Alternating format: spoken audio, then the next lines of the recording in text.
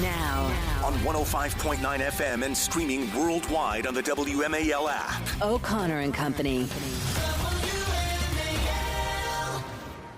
7:06 now on O'Connor and Company on this Thursday morning. Thanks for tuning in here this busy news day.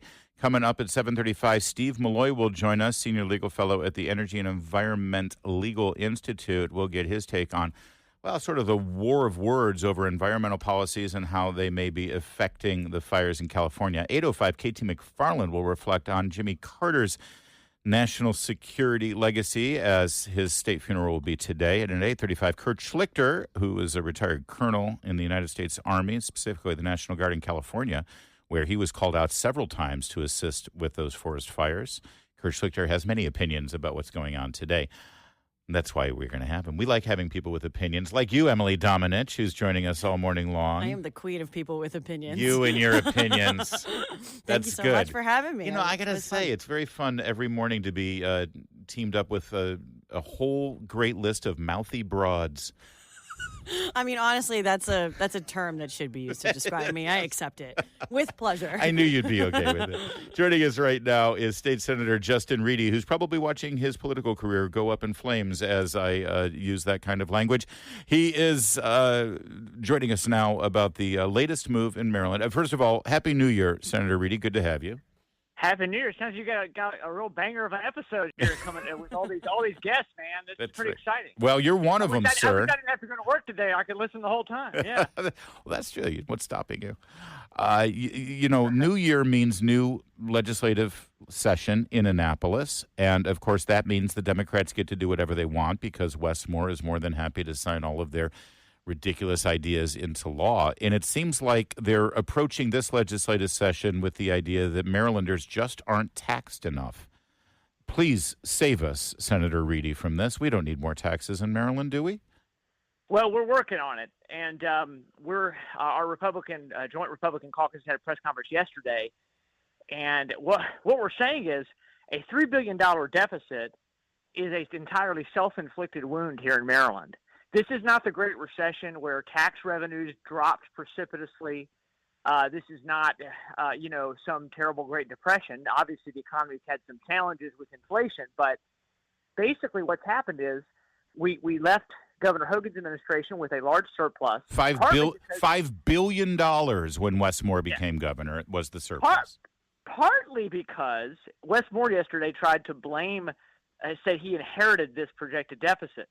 And what he's saying is, not to get in the weeds, but it's fascinating because he's saying, well, since there was a lot of COVID money, that was a papered-over deficit. But Westmore just spent 2 years not changing any of the mandated spending that the Democrat legislature passed over Governor Hogan's veto, my opposition, which has put us in this deficit now. It isn't that Westmore wrote a $5 billion check when he got into office.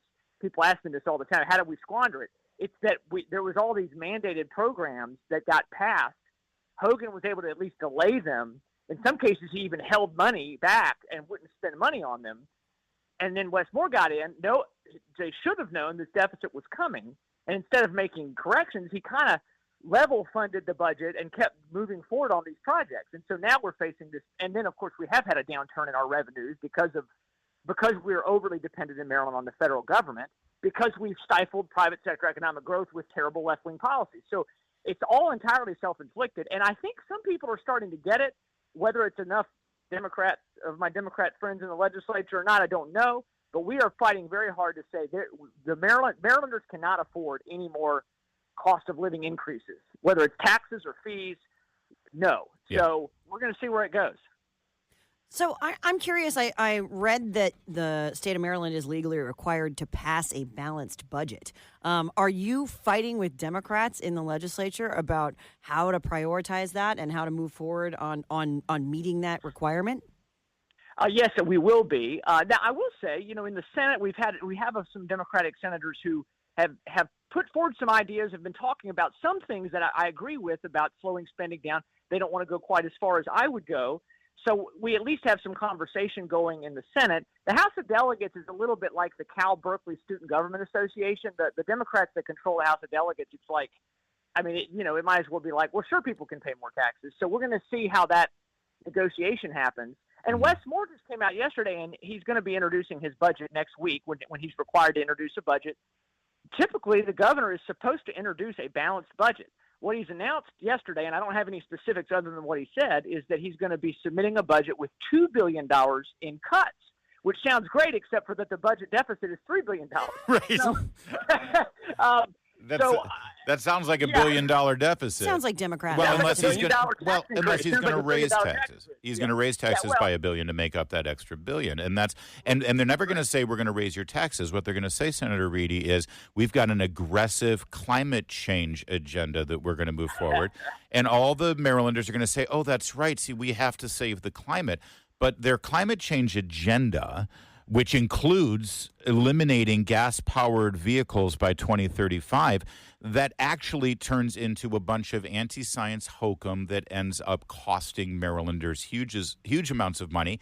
And, by the way, kills businesses, which kills future revenue in Maryland. Have I summed it up properly? That's absolutely correct. And the only good thing about this budget deficit there's actually, in my opinion, I'm kind of excited. I'm sort of like Ron Swanson in Parks and Rec when they talk about downsizing government. I'm like, hey, I've got a list. I'm ready. Hold on. You don't have one of those. You don't have the mustache, do you, Senator Reedy? I don't have a mustache. You might want to grow it. I do have some socks with Ron Swanson on. I have to wear those. But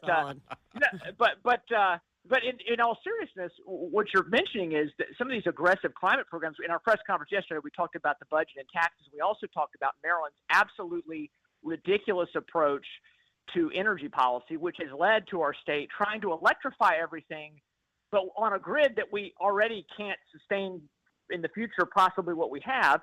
And we're trying to do all that by adding just solar and wind with no natural gas and no nuclear. So the cost of everybody's energy in Maryland is going up. And if we don't take steps this session, it's going to go up even higher. And again, you're right. When the cost of energy goes up, everything goes up. The cost of doing business goes up. And Maryland had embarked in the last couple of years on this ridiculous idea to electrify everything. And state buildings, they did a very expensive retrofit, or they're in the middle of that. And they're talking about doing a lot more of this kind of thing. And what we're saying is, hey, you got a budget deficit. You have to slam the brakes on all this stuff and just stop the spending on this, because the way they want to pay for that in the future, they're not going to do it this year.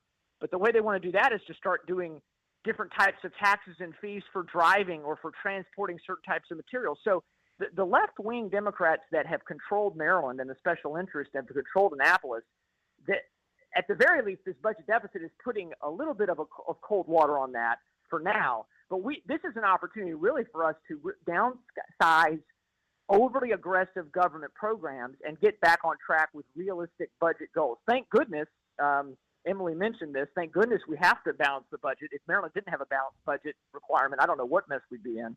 But so it's going to be a battle, there's no question. I'm trying to build relationships where I can.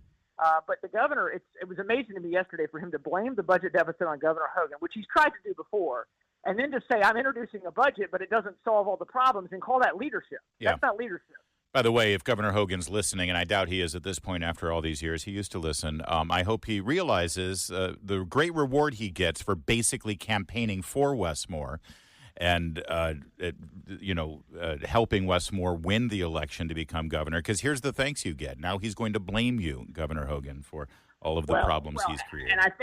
And I think for us politically in Maryland, what we have to do is look ahead to, obviously those of us in the legislature, we need people to speak out, contact our legislators. The local media has actually been covering this very well, which is good. We are able to get our message out a little better. Obviously, we need to keep doing it. But the real thing that we've got to do is make sure that we're getting our message out every day, and then be prepared for the next election where we need to field competitive candidates for governor and for state legislature. State Senator Justin Reedy, Maryland, thanks for joining us, and keep us up to speed on what's going on in Annapolis, because I can feel myself getting poorer every single day there in session. It's 7:15, WMAL traffic and weather every 10 minutes. First on the fives. That's right, I'm a Marylander. Don't look at me like that. You know I live in Maryland. I know, and that's why I live in the beautiful free Commonwealth of Virginia. So jealous sometimes. If they just moved that beautiful Naval Academy to Virginia, then we'd go with it. That's fair.